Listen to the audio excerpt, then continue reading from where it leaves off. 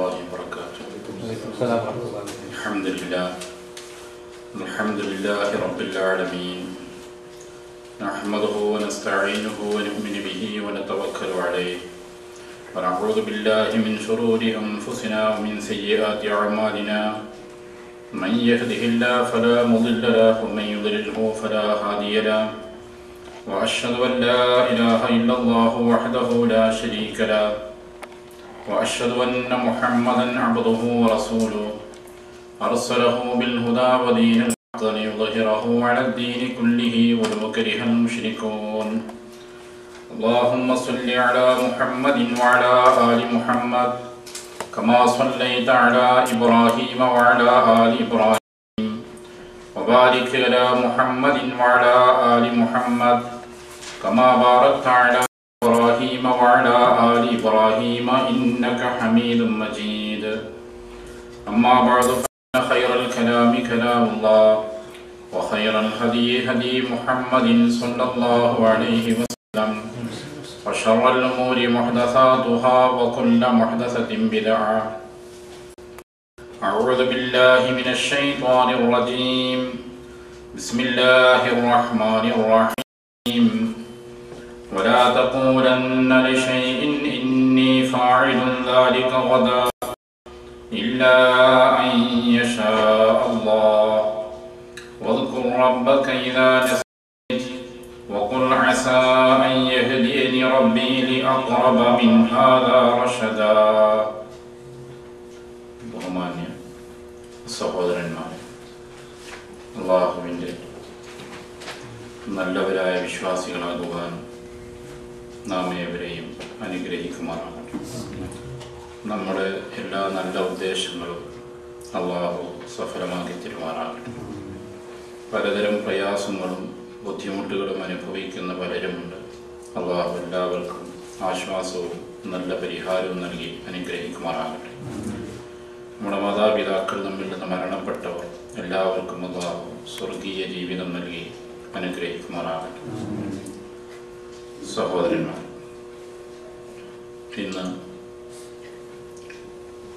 വെള്ളിയാഴ്ചകളിൽ നാം ഏറെ പാരായണം ചെയ്യുന്ന സൂറത്തുൽ കഹ്ഫിലെ വളരെ പ്രധാനപ്പെട്ട ചില ഭാഗങ്ങളാണ് മനസ്സിലാക്കുന്നത്.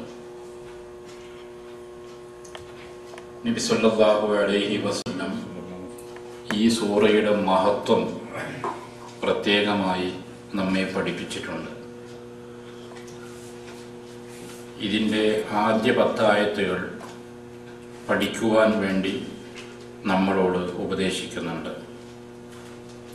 ദജ്ജാൽ വലിയ ഫിത്നയും നാശവുമായി ഈ ഭൂലോകത്ത് വരുമ്പോൾ അതിൽ നിന്ന് സുരക്ഷിതത്വത്തിനുള്ള ഒരു മാർഗമായി റസൂൽ കരീം സല്ലല്ലാഹു അലൈഹി വസല്ലം നമ്മളോട് ഉപദേശിക്കുന്നത് സൂറത്തുൽ കഹ്ഫിലെ 10 ആയത്തുകൾ പാരായണം ചെയ്യാനാണ്, പഠിക്കാനാണ്. അപ്പം അതുകൊണ്ട് തന്നെ പ്രാധാന്യമുള്ള ഒരു സൂറയാണ്. ഈ സൂറത്തിൻ്റെ അവതരണ പശ്ചാത്തലത്തെ സംബന്ധിച്ച്, പ്രത്യേകിച്ച് സൂറത്തിന് നാമകരണം ചെയ്തിട്ടുള്ള സംഭവത്തിൻ്റെ പശ്ചാത്തലത്തെ സംബന്ധിച്ച് നമ്മൾ മനസ്സിലാക്കേണ്ടതുണ്ട്.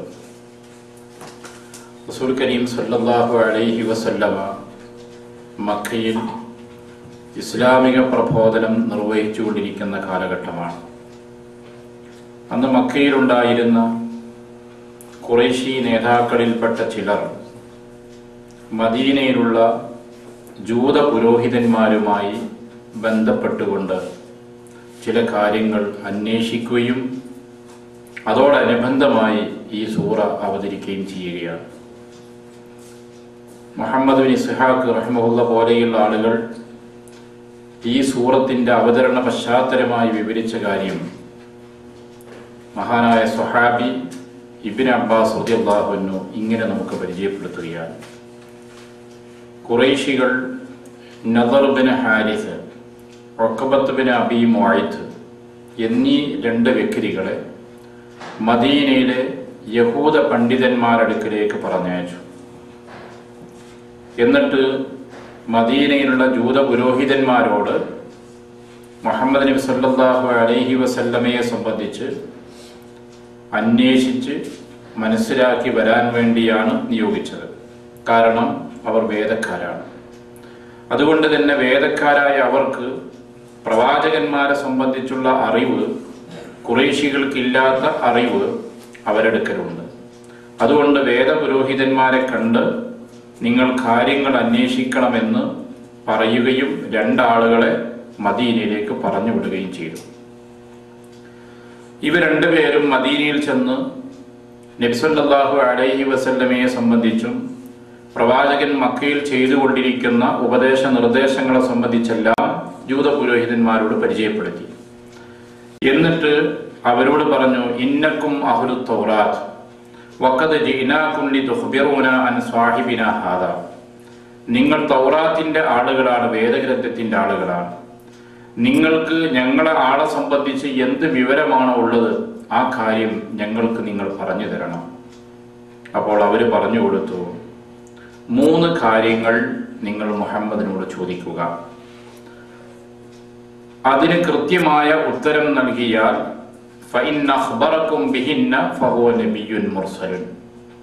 അദ്ദേഹം പ്രവാചകനാണ് എന്ന് മനസ്സിലാക്കാം.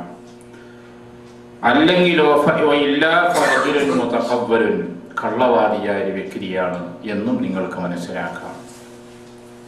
അങ്ങനെ ചോദിക്കുവാനുള്ള വിഷയം പറഞ്ഞു കൊടുത്തു. ഒന്ന്, പൂർവ്വകാലത്തുണ്ടായിരുന്ന ഒരു സംഘം ആളുകൾ, അവരുടെ പ്രശ്നങ്ങളൊക്കെ ഇങ്ങനെയൊക്കെയാണ്, അവരെ സംബന്ധിച്ചുള്ള അത്ഭുതകരമായ ചില വാർത്തകളുണ്ട്, ആ സംഘത്തെ സംബന്ധിച്ച് ചോദിക്കുക. രണ്ടാമത്തത്, രാജ്യം ചുറ്റി സഞ്ചരിച്ചിട്ടുള്ള കിഴക്കും പടിഞ്ഞാറുമൊക്കെ സഞ്ചരിച്ച ഒരു വ്യക്തിയെ സംബന്ധിച്ച് ചോദിക്കുക. 3, റൂഹ്, ആത്മാവിനെ സംബന്ധിച്ച് ചോദിക്കുക. ഈ 3 കാര്യങ്ങളെ സംബന്ധിച്ച് ചോദിക്കുകയും നിങ്ങൾക്ക് വിവരണം നൽകുകയും ചെയ്താൽ അദ്ദേഹം യഥാർത്ഥ പ്രവാചകനാണ് എന്ന് മനസ്സിലാക്കാം. ഈ വിവരങ്ങളുമായി രണ്ടുപേരും തിരിച്ചു വന്നിട്ട് പറഞ്ഞു, ഖുറൈശികളെ, നമ്മുടെയും മുഹമ്മദിന്റെയും ഇടയിലുള്ള പ്രശ്നത്തിനൊരു പരിഹാരവുമായിട്ടാണ് ഞങ്ങൾ വന്നിട്ടുള്ളത്. അങ്ങനെ യഹൂദ പുരോഹിതന്മാർ പറഞ്ഞു കൊടുത്ത കാര്യങ്ങളെല്ലാം അവർ വിശദീകരിച്ചു. ഖുറൈശി സംഘം നബി സല്ലല്ലാഹു അലൈഹി വസല്ലമയുടെ അടുക്കൽ വന്നു. എന്നിട്ട് പറഞ്ഞു, യാ മുഹമ്മദ് അഖ്ബിർന, മുഹമ്മദെ, ഞങ്ങൾ ചോദിക്കുന്ന കാര്യത്തിന് ഉത്തരം പറയണം. ഈ ചോദ്യങ്ങൾ നബി സല്ലല്ലാഹു അലൈഹി വസല്ലമയോട് ഉന്നയിച്ചു. അള്ളാഹുവിന്റെ പ്രവാചകൻ മറുപടി പറഞ്ഞു, ഉഖ്ബിറുക്കും ഗദൻ അമ്മാ സഅൽതും അൻഹു, നിങ്ങൾ ചോദിച്ച കാര്യങ്ങൾക്ക് നാളെ ഞാൻ മറുപടി നൽകും എന്ന് റസൂൽ സല്ലല്ലാഹു അലൈഹി വസല്ലം പറഞ്ഞു. അന്ന് അവർ തിരിച്ചുപോയി. ഉത്തരം പ്രവാചകനിൽ നിന്ന് ലഭിക്കാൻ ദിവസങ്ങൾ വേണ്ടി വന്നു. നാളെ മറുപടി പറയുമെന്ന് റസൂല് പറഞ്ഞെങ്കിലും അള്ളാഹുവിൽ നിന്നുള്ള വഹ്യ് വന്നില്ല. 15 ദിവസം പിന്നിട്ടു. ഖുറൈശികൾക്കിടയിൽ സംസാരം തുടങ്ങി. മുഹമ്മദിന്റെ ജിബ്രീൽ ഇപ്പോൾ വരവ് നിർത്തി. ഇതുവരെ മലക്ക് വരുന്നു എന്ന് പറഞ്ഞിരുന്നു. ഇപ്പോൾ ജിബ്രീലിന്റെ വരവൊക്കെ നിന്നിരിക്കുന്നു. നമ്മളോട് നാളെ മറുപടി പറയുമെന്ന് പറഞ്ഞ മുഹമ്മദ് 15 ദിവസം പിന്നിട്ടിട്ടും മറുപടി പറയുന്നില്ല. ഇത്തരത്തിൽ നബി സല്ലല്ലാഹു അലൈഹി വസല്ലമയെ സംബന്ധിച്ച് സംസാരങ്ങൾ ഖുറൈശികൾക്കിടയിൽ തുടങ്ങി, നാട്ടിൽ വർത്തമാനമായി തുടങ്ങി. അങ്ങനെ 15 ദിവസമായപ്പോൾ അള്ളാഹുവിൽ നിന്ന് റസൂൽ കരീം സല്ലല്ലാഹു അലൈഹി വസല്ലമക്ക് ലഭിച്ച വഹിയാണ് സൂറത്തുൽ കഹ്ഫ്. നബി സല്ലല്ലാഹു അലൈഹി വസല്ലമ ഏറെ വിഷമിച്ച ഒരു സന്ദർഭവുമാണത്. എന്തുകൊണ്ടാണ് ഇത്തരത്തിലൊരു അനുഭവം പ്രവാചകൻ സല്ലല്ലാഹു അലൈഹി വസല്ലമയുടെ ജീവിതത്തിൽ ഉണ്ടായത്? ആ അനുഭവമാണ് നമുക്കിത് ആമുഖമായി നൽകുന്ന പാഠം. വലാ തഖൂലന്ന ലിശൈഇൻ ഇന്നി ഫാഇലുൻ ദാലിക ഗദാ, ഒരു കാര്യത്തെ സംബന്ധിച്ചും നാളെ ഞാനത് ചെയ്യും എന്ന് നീ പറയരുത്. ഇത് ഉപദേശിക്കുന്നത് പ്രവാചകൻ സല്ലല്ലാഹു അലൈഹി വസല്ലമയോടാണ്. പക്ഷെ എല്ലാവർക്കുമുള്ള ഒരു ഉപദേശമാണ്. ഏതൊരു കാര്യത്തെ സംബന്ധിച്ചും പറയുമ്പോൾ ഇല്ലാ അൻയശാ അല്ലാഹ്, ഇൻഷാ അല്ലാഹ് എന്ന് പറയണം. തീർച്ചയായും നാളെ ഞാൻ അങ്ങനെ ചെയ്യും എന്ന് നീ പ്രഖ്യാപിക്കരുത്. ഇല്ലാ അൻയശാ അല്ലാഹ്, ഇൻഷാ അല്ലാഹ് ചേർത്തുകൊണ്ടല്ലാതെ. ഇവിടെ നബി സല്ലല്ലാഹു അലൈഹി വസല്ലം അവരോട് പറഞ്ഞത് ഉഖ്ബിറുക്കും ഗദ, നിങ്ങൾ ചോദിച്ച കാര്യങ്ങൾക്കുള്ള മറുപടി നാളെ ഞാൻ നൽകാമെന്നാണ്.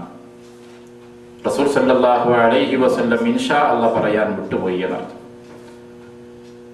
അങ്ങനെ പടച്ചവനിലേക്ക് ഒരു തവക്കുലുള്ള അള്ളാഹുവിലേക്ക് ചേർത്തുകൊണ്ട് ആയിരിക്കണം ഏതൊരു കാര്യവും പറയുമ്പോൾ നീ പറയേണ്ടത് എന്ന് റസൂൽ സല്ലല്ലാഹു അലൈഹി വസല്ലമക്ക് അള്ളാഹു നൽകുന്ന ഉപദേശമാണ്.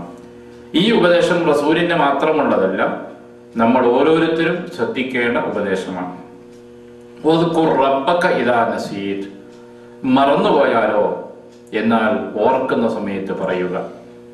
ഇൻഷാ അല്ലാഹ് പറയാൻ മറന്നുപോയി, നമ്മൾ രണ്ടാളുകൾ തമ്മിൽ സംസാരിക്കുന്നു, ഇൻഷാ അല്ലാഹ് നാളെ ഞാൻ പറയാം, അല്ലെ നാളെ ഞാൻ ചെയ്യും എന്നൊക്കെ പറയുമ്പോൾ സ്വാഭാവികമായിട്ട് ഇൻഷാ അല്ലാഹ് വരാറുണ്ട്.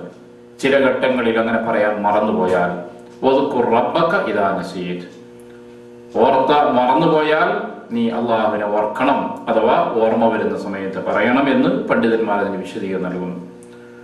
വഖുൽ അസാ അൻ യഹ്ദിയനി റബ്ബി ലിഅഖറബ മിൻ ഹാദാ റഷദാ. ഇതേപോലെയുള്ള ഒരു അനുഭവം ഇമാം മുസ്ലിം ഉദ്ധരിക്കുന്ന ഹദീസിൽ സുലൈമാൻ നബി അലൈഹി സ്വലാത്തു വസ്സലാമിനെ സംബന്ധിച്ചും പറയുന്നുണ്ട്. അദ്ദേഹവും ഒരു സന്ദർഭത്തിൽ ഒരു കാര്യം ഞാൻ ചെയ്യുമെന്ന് തീർത്ത് തറപ്പിച്ചു പറഞ്ഞു, പക്ഷേ ഇൻഷാ അല്ലാഹ് പറയാതിരുന്നു.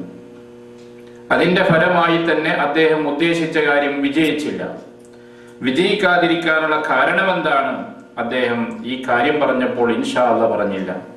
അതുകൊണ്ട് റബ്ബിന്റെ നിർദ്ദേശം അദ്ദേഹത്തിന് വന്നു, ഖുൽ ഇൻഷാ അല്ലാഹ്, ഇൻഷാ അല്ലാഹ് എന്ന് നീ പറയൂ. അത് പറയാതിരുന്നതാണ് നിനക്ക് ഫലം ലഭിക്കാതെ പോകാനുള്ള കാരണം എന്ന്.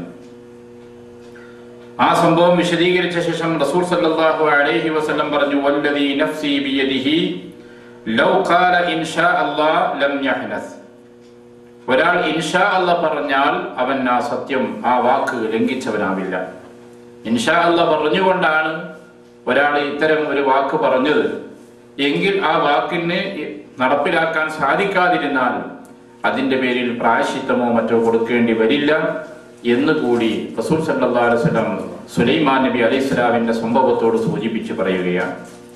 അപ്പൊ സൂചിപ്പിക്കുന്നത് നബി സല്ലല്ലാഹു അലൈഹി വസല്ലമ ഈ ചോദ്യങ്ങൾക്ക് മറുപടി പറയുക എന്നത് ഇൻഷാ അല്ലാഹ് ചേർക്കാതിരുന്നതിന്റെ പേരിൽ 15 ദിവസത്തോളം വഹി താമസിക്കുകയും പിന്നീട് വഹി വരികയും ചെയ്തു. ആ വഹിയിൽ ആദ്യമായി പരാമർശിക്കുന്ന കാര്യം അൽ കഹ്ഫ് ഗുഹവാസികളെ സംബന്ധിച്ചാണ്. മറ്റൊന്ന് ലോകം ചുറ്റി സഞ്ചരിച്ചിരുന്ന രാജാവായിരുന്ന ഭരണാധികാരി ദുൽഖർനൈനെ കുറിച്ചാണ് പരാമർശിക്കുന്നത്. മൂന്നാമത്തത് റൂഹിനെ സംബന്ധിച്ചുള്ള ചോദ്യമായിരുന്നു. അത് ഖുർആൻ വളരെ ചുരുങ്ങിയ വാക്കിലൂടെ മറുപടി പറഞ്ഞു.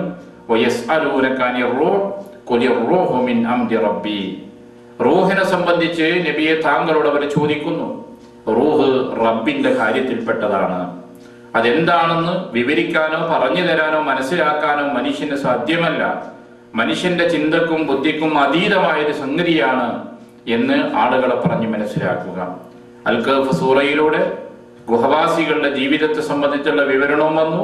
അതേപ്രകാരം തന്നെ ദുൽഖർനൈന്റെ യാത്രയും അദ്ദേഹത്തിന്റെ അനുഭവങ്ങളും ഖുർആൻ നമുക്കവിടെ പങ്കുവെക്കുകയും ചെയ്തു.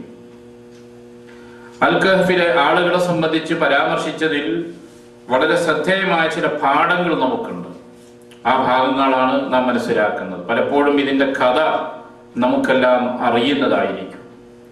ദഖിയാനോസ് എന്ന് പറയുന്ന ഒരു രാജാവ്, ആ രാജാവിന്റെ സമൂഹത്തിൽ രാജാക്കന്മാരുടെ കൂടെയുള്ള മന്ത്രിമാർ, അതുപോലുള്ള ആളുകൾ, ഉന്നതന്മാർ, അവരുടെ ഒരു സംഘം യുവാക്കൾ സത്യവിശ്വാസികളായി മാറിയതാണ്. രാജ്യത്ത് ഒരു ഉത്സവ ദിനമുണ്ട്. ആ ഉത്സവത്തിൽ പങ്കെടുക്കുക എന്നുള്ളത് എല്ലാവരുടെയും ബാധ്യതയാണ്. അത് ബിംബാരാധനയുമായി ബന്ധപ്പെട്ടതായിരുന്നു.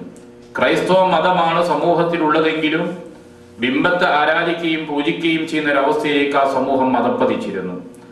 അത് ചെയ്യുവാൻ വേണ്ടി രാജാവ് ആളുകളെ നിർബന്ധിക്കുകയും പ്രോത്സാഹിപ്പിക്കുകയും ചെയ്തിരുന്നു. ഇത്തരം ഒരു രാജ്യത്ത് ജീവിക്കുന്ന ഉന്നതന്മാരുടെ ഒരു സംഘം ചെറുപ്പക്കാർ ഈ സമൂഹം ചെയ്യുന്ന ബിംബാരാധനയും സൃഷ്ടിപൂജയും കണ്ട് ഇതൊന്നും ബുദ്ധിപരമല്ല എന്നും ശരിയല്ല എന്നും മനസ്സിലാക്കി അവർ യഥാർത്ഥ സത്യവിശ്വാസത്തിലേക്ക് മടങ്ങി, അല്ലെങ്കിൽ അതിൽ ഉറച്ചു നിന്നു. ഈ സൃഷ്ടി പൂജയോട് അവർക്ക് താല്പര്യമില്ലാത്തതുകൊണ്ട് അവരത് വിട്ടുനിന്നു. ഈ വിട്ടുനിന്ന ആളുകൾ ചരിത്രകാരന്മാർ സൂചിപ്പിക്കുന്നതനുസരിച്ച് അവർ സ്വന്തമായി ഒത്തുകൂടുകയും ബിംബങ്ങളില്ലാത്ത രീതിയിൽ സ്വന്തമായി ചില ആരാധനകൾ നിർവഹിക്കുകയും ചെയ്തു.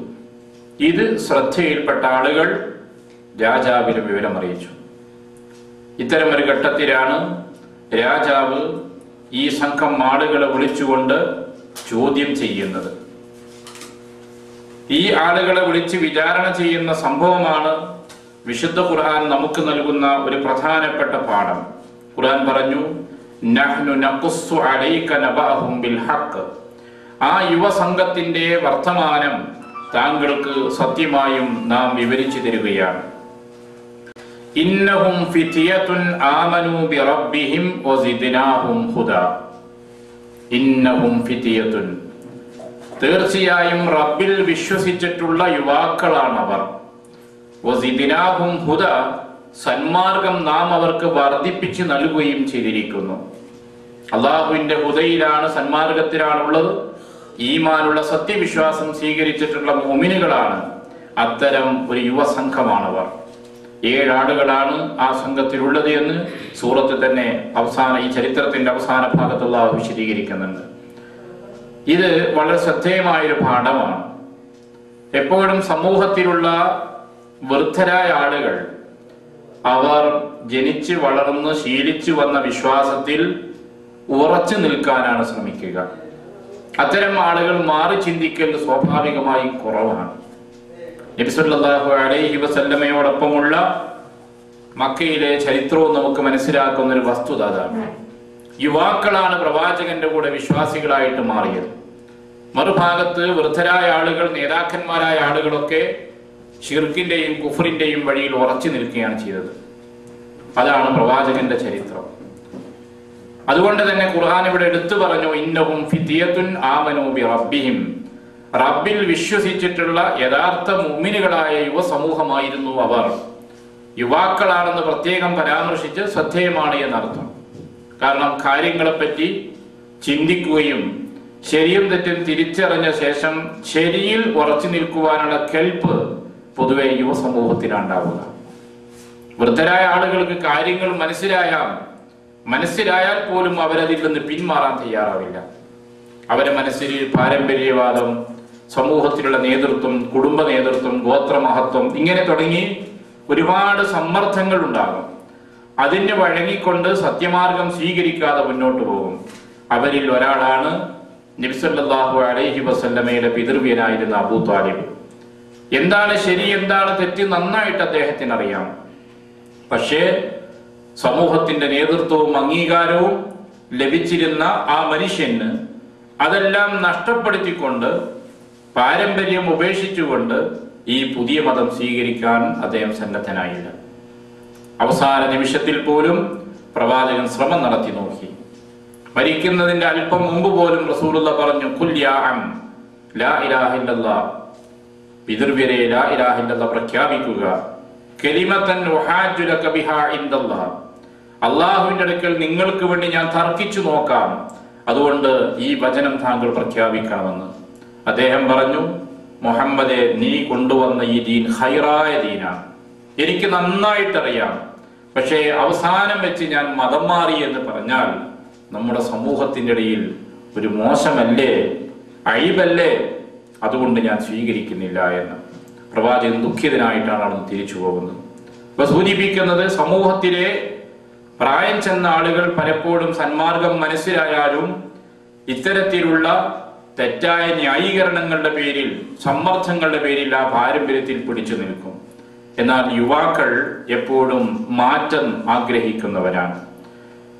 ഒരു മാറ്റം സ്വീകരിച്ചുകൊണ്ടുള്ള ജീവിതം അഭിമുഖീകരിക്കാൻ കെൽപ്പുള്ളവരും ശേഷിയുള്ളവരുമാണ്. അതുകൊണ്ടാണ് ഖുർആൻ പ്രത്യേകം പരാമർശിച്ചത്, ഇന്നഹും ഫിത്യത്തുൻ ആമനൂ ബിറബ്ബിഹിം വസിദ്നാഹും ഹുദാ. മാത്രമല്ല വറബത്നാ അലാ ഖുലൂബിഹിം, ദൃഢവിശ്വാസമുള്ളവരായിരുന്നു അവർ. മനസ്സ് ചാഞ്ചല്യപ്പെടുന്നവരല്ല, ഉറച്ച വിശ്വാസമുള്ളവരായിരുന്നു. ഇതിന്റെ പേരിൽ, ഈ സത്യവിശ്വാസത്തിന്റെ പേരിൽ എന്തൊക്കെ പ്രതിസന്ധികൾ ഉണ്ടായിരുന്നാലും അത് അഭിമുഖീകരിക്കാൻ സന്നദ്ധരായ ഒരു യുവസമൂഹമായിരുന്നു. അതുകൊണ്ട് തന്നെ ഇത് ഖാമു ഫഖാലു റബ്ബുനാ റബ്ബുസ് സമാവാതി വൽ അർദ് ലൻ നദ്ഉ മിൻ ദൂനിഹി ഇലാഹൻ ലഖദ് ഖുൽനാ ഇദൻ ശതതാ. അവർ സമൂഹത്തിന്റെ മുമ്പിൽ, രാജാവിന്റെ മുമ്പിൽ, നേതാക്കന്മാർക്ക് മുമ്പിൽ എഴുന്നേറ്റ് നിന്ന് പ്രഖ്യാപിച്ചു, റബ്ബുനാ റബ്ബുസ് സമാവാതി വൽ അർദ്, ഞങ്ങളുടെ നാഥൻ ആകാശഭൂമികളുടെ നാഥനാണ്, ഈ പ്രപഞ്ചത്തിന്റെ പരിപാലകനാണ്, സംരക്ഷകനാണ് ഞങ്ങളുടെ റബ്ബ്. ലൻ നദ്ഉ മിൻ ദൂനിഹി ഇലാഹൻ, ആ റബ്ബിന് പുറമെ ഒരു ദൈവത്തോടും ഞങ്ങൾ പ്രാർത്ഥിക്കുകയില്ല. ഞങ്ങൾ അല്ലാഹുവിനോടല്ലാതെ മറ്റൊരു ശക്തിയോടും ഒരു ദൈവത്തോടും ഒരു ഇലാഹിനോടും ഞങ്ങൾ ദുആ ചെയ്യുകയില്ല. ലഖദ് ഖുൽനാ ഇദൻ ശതതാ, ഞങ്ങളെങ്ങാനും അങ്ങനെ ചെയ്യാമെന്ന് പറഞ്ഞാൽ പിഴച്ചവരായി പോകും, വഴിതെറ്റിയ വാക്കുകൾ പറയുന്നവരായി പോകും. അതുകൊണ്ട് അത്തരം അബദ്ധങ്ങളോ തെറ്റുകളോ സ്വീകരിക്കുന്നവരല്ല ഞങ്ങൾ. അവര് തറപ്പിച്ചും ഉറപ്പിച്ചും തങ്ങളുടെ ആദർശം പ്രഖ്യാപിച്ചു. സ്വാഭാവികമായും ഒരു ഭരണ സമൂഹം, രാജാവും അനുയായികളും നേതാക്കന്മാരുമെല്ലാം ഒരു മതവിശ്വാസികളായിരിക്കുക, അവർ അതിനുവേണ്ടി എല്ലാ പ്രോത്സാഹനവും നൽകുന്നവരാവുക. അതിന് നേരെ വിപരീതമായ ഒരു ആദർശം വിശ്വസിക്കുകയും ആ ആദർശം പ്രഖ്യാപിക്കുകയും ചെയ്യുമ്പോൾ അത്തരം ആളുകൾ ഒരുപാട് പ്രതിസന്ധികൾ അഭിമുഖീകരിക്കേണ്ടി വരും.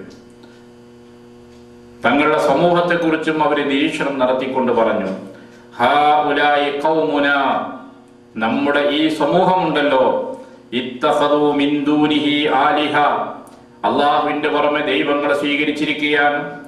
ലൗലാ യതൂന അലൈഹിം ബിസുൽത്താനിൻ ബയ്യിൻ, എന്ത് തെളിവാണ് അവർക്കുള്ളത്? ഈ ബിംബങ്ങളെ, സൃഷ്ടികളെ ആരാധിക്കുവാൻ, പ്രാർത്ഥിക്കുവാൻ അവരുടെ കയ്യിൽ എന്ത് തെളിവാണുള്ളത്? ഫമൻ അളമു മിമ്മൻ ഇഫ്തറ അലല്ലാഹി കദിബ, ഇതെല്ലാം പടച്ചവന്റെ പേരിൽ കള്ളമാണ് പറയുന്നത്. അള്ളാഹുവിന്റെ പേരിൽ അള്ളാഹുവിന്റെ അടുപ്പിക്കുവാനും ശുപാർശക്കാരും മറ്റുമൊക്കെയാണ് എന്ന് സങ്കല്പിക്കുന്ന ഈ ആളുകളെ പ്രാർത്ഥിക്കുന്നതും ആരാധിക്കുന്നതും പടച്ചവന്റെ പേരിൽ പറയുന്ന കള്ളമാണ്. ഇങ്ങനെ അള്ളാഹുവിന്റെ പേരിൽ കളവ് പറയുന്നതിനേക്കാളും വലിയ അക്രമിയായി ആരുണ്ട് എന്നും സമൂഹത്തിനു മുമ്പിൽ അവർ ഉറക്കെ പറഞ്ഞു.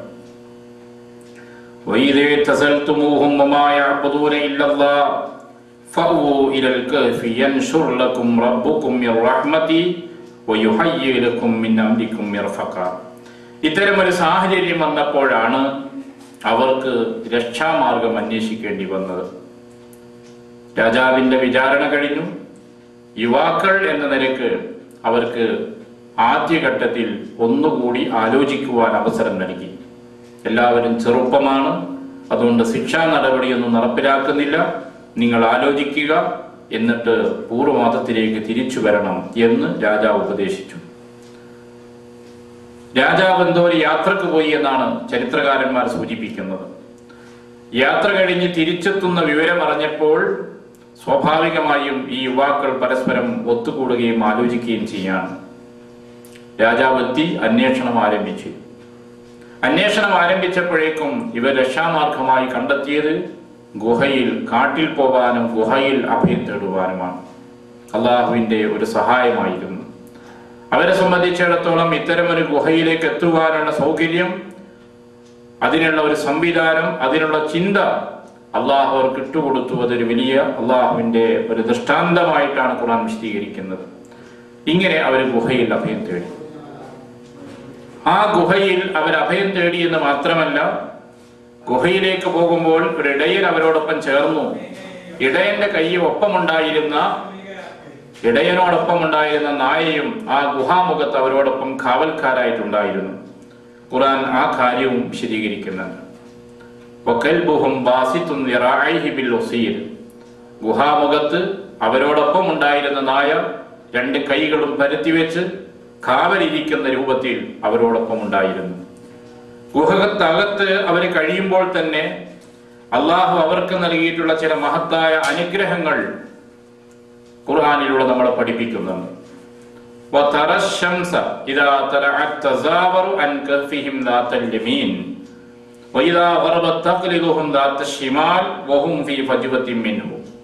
ഗുഹയുടെ ഉള്ളിലാണ് ഈ സംഘം കഴിയുന്നത്. എന്നാൽ ഗുഹയിലേക്ക് സൂര്യപ്രകാശം വരുന്നുണ്ട്, വായു സഞ്ചാരമുണ്ട്. എന്നാൽ പ്രഭാതം മുതൽ വൈകുന്നേരം വരെ വെയിലില്ല. അതിനനുസരിച്ചുകൊണ്ടായിരുന്നു ഗുഹയുടെ കിടപ്പുണ്ടായിരുന്നത്. ആ ഒരു സംവിധാനം അള്ളാഹു അവർക്ക് നൽകിയിരുന്നു. ദാലിക മിൻ ആയാത്തില്ലാഹ്. സൂര്യന്റെ പ്രകാശം വലതുവശത്തേക്കും ഇടതുവശത്തേക്കും തെന്നി മാറുന്ന നിഴലും വെളിച്ചവും അവർക്ക് ലഭിക്കുന്ന രൂപത്തിൽ ഗുഹയെ അള്ളാഹു സംവിധാനിച്ചു. അല്ലെങ്കിൽ അത്തരം ഒരു ഗുഹയിൽ അഭയം തേടുവാനുള്ള സൗഭാഗ്യം അള്ളാഹു അവർക്ക് ഒരുക്കി കൊടുത്തു എന്നുള്ളത് റബ്ബ് നൽകിയിട്ടുള്ള ഒരു അനുഗ്രഹം. രണ്ടാമത്തത് വതഹ്സബുഹും അയ്ഖാദൻ വഹും റുഖൂദ്. ഉറങ്ങുകയാണ്, പക്ഷേ കാണുന്നവർക്ക് തോന്നുക ഉണർന്നിരിക്കുന്നു എന്നാണ്. ഐഖാദൻ, കണ്ണ് തുറന്ന് ആണ് കിടക്കുന്നത്. സാധാരണ മനുഷ്യരെ ഉറങ്ങുമ്പോൾ കണ്ണടച്ചാണ്. അതുകൊണ്ട് തന്നെ നീ അവരെ കണ്ടാൽ നിനക്ക് തോന്നുക ഐഖാദൻ, ഉണർന്നു കിടക്കുന്നു തോന്നും. യഥാർത്ഥത്തിൽ വഹും റുഖൂദ്, അവര് നന്നായിട്ട് ഉറങ്ങുന്നവരാണ്. അതിന്റെ പുറമെ അള്ളാഹു അവർക്ക് നൽകിയ അനുഗ്രഹമാണ് വനുഖല്ലിബുഹും ദാത്തൽ യമീൻ വദാത്തൽ ശിമാൽ. വലതുവശത്തേക്കും ഇടതുവശത്തേക്കും അള്ളാഹു അവരെ മറിച്ചിട്ട് കൊണ്ടിരുന്നു. ഉറങ്ങുന്നതിനിടയിൽ അവരെ റബ്ബ് മറിച്ചിടുകയും ചെയ്യുന്നുണ്ട്. വകൽബുഹും ബാസിത്തുൻ ദിറാഇഹി ബിൽ വസീദ്. അതിന്റെ മുഖം നായ കാവലിരിക്കുകയും ചെയ്യുന്നു. ഇത്തരം ഒരു ഗുഹയുടെ അടുത്തേക്ക് വന്ന വ്യക്തിക്കുണ്ടാകുന്ന അനുഭവം അള്ളാഹു വിശദീകരിക്കുകയാണ്. ലബിത്വലഅത അലൈഹിം, അവിടേക്കെങ്ങാനും ഒന്ന് എത്തി നോക്കിയാൽ ലവല്ലൈത മിൻഹും ഫിറാറ, അവിടുന്ന് ഓടിപ്പോകും മനുഷ്യൻ. വല മുലീത മിൻഹും റുഅബ, അവരെ കണ്ട് ഭയചിതനായി പോകും. അപ്പൊ ഭയാനകരമായ ഒരു അവസ്ഥ അവിടേക്ക് നോക്കുന്ന ഒരാൾക്ക് അനുഭവപ്പെടുമാർ അവരുടെ ആ സംവിധാനങ്ങളെല്ലാം ഒരുക്കിയിരിക്കുകയാണ്. എന്നാൽ ആളുകൾ ഉറങ്ങിക്കൊണ്ടിരിക്കുകയും ചെയ്യുന്നു. ഇത്തരത്തിലാണ് ഗുഹക്കകത്ത് അവർക്ക് വേണ്ടിയുള്ള സൗകര്യങ്ങൾ ഒരുക്കിയിട്ടുള്ളത്. അപ്പൊ വായു സഞ്ചാരമുണ്ട്, ആവശ്യത്തിന് മാത്രമുള്ള പ്രകാശം ലഭിക്കുന്നുണ്ട്, തിരിഞ്ഞും മറിഞ്ഞും അവർ കിടക്കുന്നുണ്ട്, കണ്ണ് തുറന്നിട്ടുണ്ട്. എന്നാൽ ഫദറബ്ന അലാ ആദാരിഹിം, ചെവിയിൽ പരിസരത്തുള്ള യാതൊരു ശബ്ദവും കേൾക്കുന്നില്ല. ഗാഠനിദ്രയിലാണ്. സാധാരണഗതിയുള്ള ചെറിയ ഉറക്കമല്ല, മനസ്സുകൂടി ഗാഠമായി നിദ്രയിൽ ആണ്ടു കഴിഞ്ഞിട്ടുണ്ട്. അത്രമാത്രമുള്ള ഉറക്കമാണ് അവർക്കുള്ളത്. അതുകൊണ്ട് പരിസരത്ത് നടക്കുന്ന ശബ്ദങ്ങളോ സംസാരങ്ങളോ ഒന്നും അവർ കേൾക്കുന്നില്ല.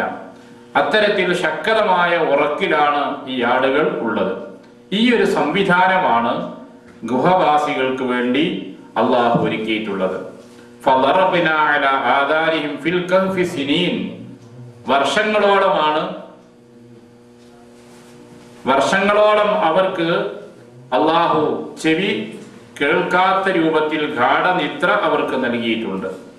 ഇങ്ങനെ കൊല്ലങ്ങളോളം അവരെ അള്ളാഹു ഉറക്കിക്കിടത്തി. ഇതെല്ലാം കഴിഞ്ഞ ശേഷം പിന്നീട് ഈ ആളുകൾ അവിടെ ഉറക്കിൽ നിന്ന് ഉണരുന്നു. ഉണർന്നു കഴിഞ്ഞ സമയത്ത് അവർ പരസ്പരം സംസാരിക്കുന്നത് ഖുർആൻ എടുത്ത് ഉദ്ധരിച്ചു. കം ലബിസ്തും ഖാല ഖായിലും മിൻഹും, അവരിൽപ്പെട്ട ഒരാൾ പറഞ്ഞു എത്രയായിപ്പോ? ലബിസ്നാ യൗമൻ, ഒരു ദിവസമായി. രാവിലെയാണ് ഗുഹയിൽ കയറിയത്, ഇപ്പൊ എഴുന്നേറ്റ് നോക്കുമ്പോൾ വൈകുന്നേരമായിട്ടുണ്ട്. അപ്പൊ അതുകൊണ്ട് ചിലര് പറഞ്ഞു ലബിസ്നാ യൗമൻ, ഒരു ദിവസമായിരിക്കുന്നു എന്ന്. ചിലരുടെ അഭിപ്രായം അങ്ങനെയല്ല, ഔ ബഅദ യൗം, ഒരു ദിനമായിട്ടില്ല, ഒരു ദിനത്തിനും കുറച്ചേ ആയിട്ടുള്ളൂ എന്ന് അവർക്ക് അഭിപ്രായമുണ്ടായി. ഏതാണെങ്കിലും ചിലര് പറഞ്ഞു ഖാലു റബ്ബുക്കും അഅലം ബിമാ ലബിസ്തും, എത്ര ദിനം നമ്മൾ ഈ ഗുഹയിൽ കഴിഞ്ഞു അത് റബ്ബിനറിയാം. അത് തർക്കിച്ചു നിൽക്കേണ്ട സമയമല്ല, ഇവിടെ വിശന്നിട്ട് വയ്യ, അതുകൊണ്ട് വല്ല ഭക്ഷണവും വേണം. ഫബഅസു അഹദകും ബിവരിഖികും ഹാദിഹി, ഇതാ ഈ നാണയം, വെള്ളി നാണയം, ഇതുമായി നിങ്ങളിൽ ഒരാൾ മാർക്കറ്റിലേക്ക് പോകണം, എന്നിട്ട് ആവശ്യമുള്ള ഭക്ഷണം വാങ്ങണം. ഫൽയൻദുർ അയ്യുഹാ അസ്കാ തഅമൻ, നല്ല ഭക്ഷണം വാങ്ങണം കേട്ടോ. അസ്കാ തഅമൻ എന്നാണ്. ഭക്ഷണം എന്തെങ്കിലും വാങ്ങിപ്പന്നാ പോരാ, നല്ലത് നോക്കി വാങ്ങണം. ഫൽയതികും ബിരിസ്ഖിൻ മിൻഹു, പക്ഷെ പോകുന്ന ആൾ ശ്രദ്ധിക്കേണ്ട ഒരു കാര്യമുണ്ട്. വല്യത്വലത്തഫ്, വളരെ ജാഗ്രത പുലർത്തിയിട്ട് വേണം പോകാൻ. വലാ യുശ്ഇറന്ന ബികും അഹദ, ഒരാൾക്കും നമ്മളെ സംബന്ധിച്ചുള്ള വിവരം കിട്ടാൻ സാധ്യതയുണ്ടാവരുത്. കാരണം രാജാവിന്റെ പട്ടാളക്കാർ രാജാവിന്റെ നാട്ടുകാരാണ്. ആരെങ്കിലും ഒരാൾ നമ്മളെ സംബന്ധിച്ചൊരു സൂചന കിട്ടിക്കഴിഞ്ഞാൽ എല്ലാവരെയും പിടിക്കപ്പെടും. അതുകൊണ്ട് തന്നെ വളരെ സൂക്ഷ്മത പുലർത്തി ജാഗ്രതയോടുകൂടെ പോവുക, ആവശ്യമായ ഭക്ഷണം വാങ്ങി വരണം. ചരിത്രകാരന്മാർ രേഖപ്പെടുത്തുന്നത് തംലീഹ എന്ന് പറയുന്ന ആളായിരുന്നു ഭക്ഷണം വാങ്ങാൻ വേണ്ടി പോയിരുന്നത് എന്നാണ്. ഇദ്ദേഹം അവിടെ നിന്ന് ഭക്ഷണം വാങ്ങാൻ വേണ്ടി പോയി മാർക്കറ്റിൽ നാണയം കൊടുത്തു. മാർക്കറ്റിലെത്തിയപ്പോൾ ഇദ്ദേഹത്തിന് ആശ്ചര്യം, അദ്ദേഹത്തിന് പരിചയമുള്ള ആളുകളോ രാജ്യത്തിന്റെ അവസ്ഥകളോ അല്ല. അദ്ദേഹം തന്നെ പരിഭ്രമത്തോടു കൂടിയാണ് പോകുന്നത്. പണ്ട് പരിചയമുള്ള കടക്കാരൊന്നും കാണാനില്ല. കാരണം ഒരു ദിവസം കൊണ്ട് നാട്ടിലുണ്ടാകുന്ന അത്ര വലിയ മാറ്റങ്ങളൊന്നും ഉണ്ടാവില്ലല്ലോ.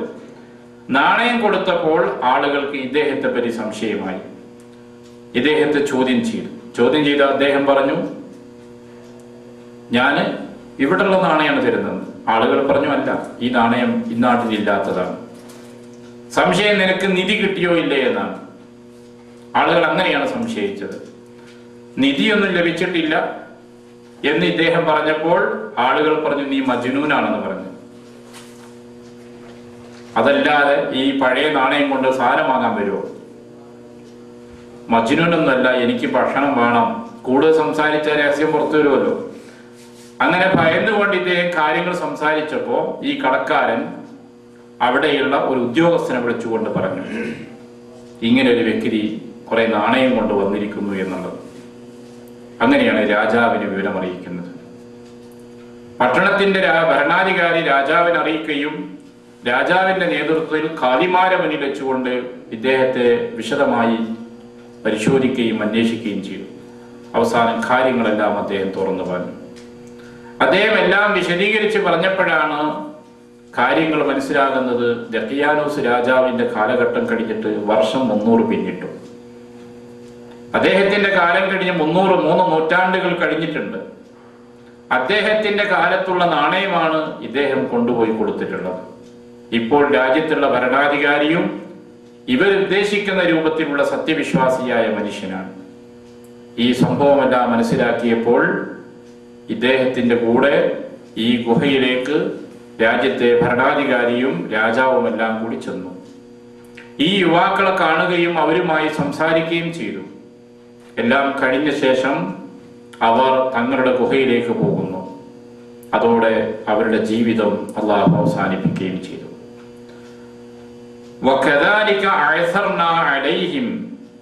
ഇപ്രകാരം ഈ യുവസംഘത്തെ ജനങ്ങൾക്ക് മുമ്പിൽ നാം കാണിച്ചു കൊടുത്തു. അള്ളാഹുവിന്റെ വാഗ്ദത്തം സത്യമാണ് എന്ന് ആളുകൾക്ക് ബോധ്യപ്പെടാൻ, മനസ്സിലാക്കാൻ.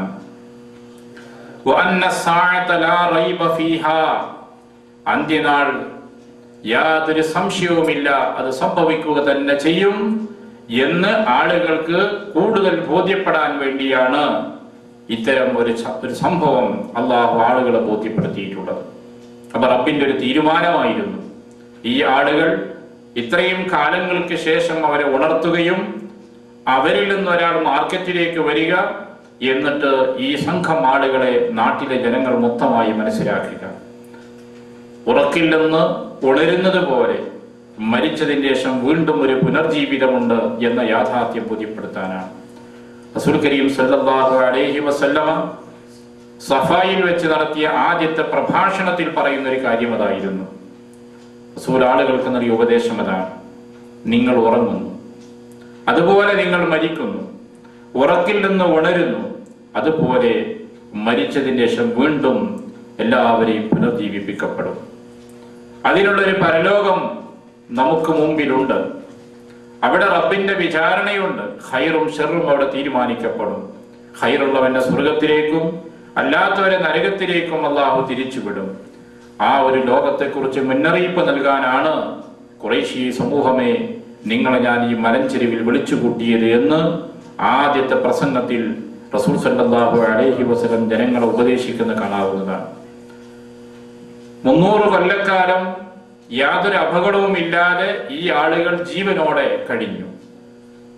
ഭക്ഷണമോ വെള്ളമോ അവർക്കില്ല, എന്നാൽ ആരോഗ്യപരമായ പ്രശ്നവും അവർക്കില്ല. അതും ഇതിൽ നമ്മൾ പഠിക്കേണ്ട ഒരു സംഗതിയാണ്.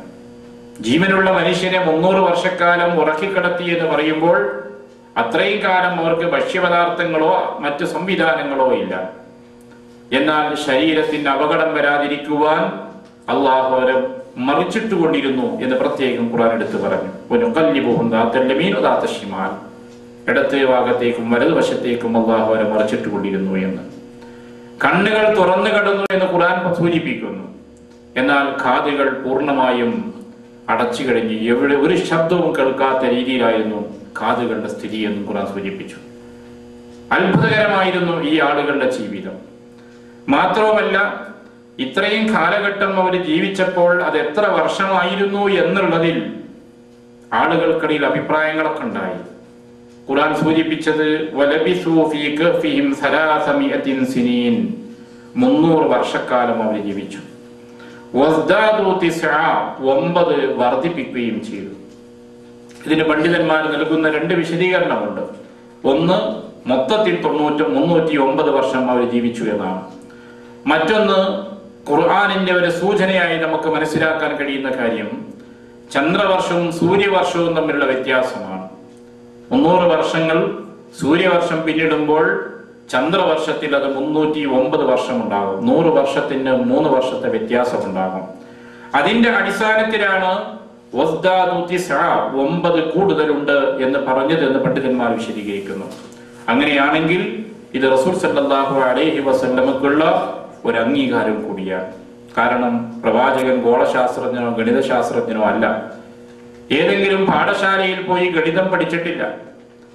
അതുകൊണ്ട് തന്നെ പ്രവാചകനിൽ നിന്ന് ഒരു വർഷം പിന്നിടുമ്പോൾ എത്ര അറബി കലണ്ടറും സൂര്യ കലണ്ടറും അനുസരിച്ച് എത്ര വ്യത്യാസം വരുമെന്നൊന്നും കണക്ക് കൂട്ടാവുന്ന ഒരു കാലഘട്ടത്തിൽ ജീവിച്ച വ്യക്തിയല്ല അല്ലാഹു റസൂല്.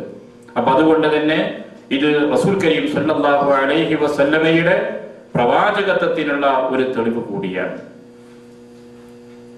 ഈ സംഭവം നബി സല്ലല്ലാഹു അലൈഹി വസല്ലം ഖുറൈശികൾക്ക് മുമ്പിൽ ആയത്തുകൾ ഓതിക്കൊണ്ട് വിശദീകരിച്ചു കൊടുത്തു.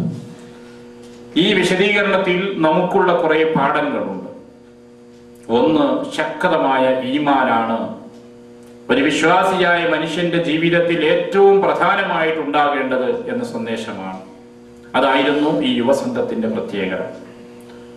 ഭരണകൂടങ്ങളും രാജാക്കന്മാരും എല്ലാം ഇസ്ലാമിന്റെ ശത്രുക്കളായിരുന്നാൽ പോലും ഈമാനിന്റെ മാർഗത്തിൽ നിന്ന് ഒരിക്കലും പിന്മാങ്ങാതെ ദൃഢമായും ഉറച്ചു നിൽക്കാൻ സാധിക്കുന്ന ഒരു സംഘമായിരിക്കണമെന്ന് ഇതിലൂടെ നമ്മെ പഠിപ്പിക്കുകയാണ്.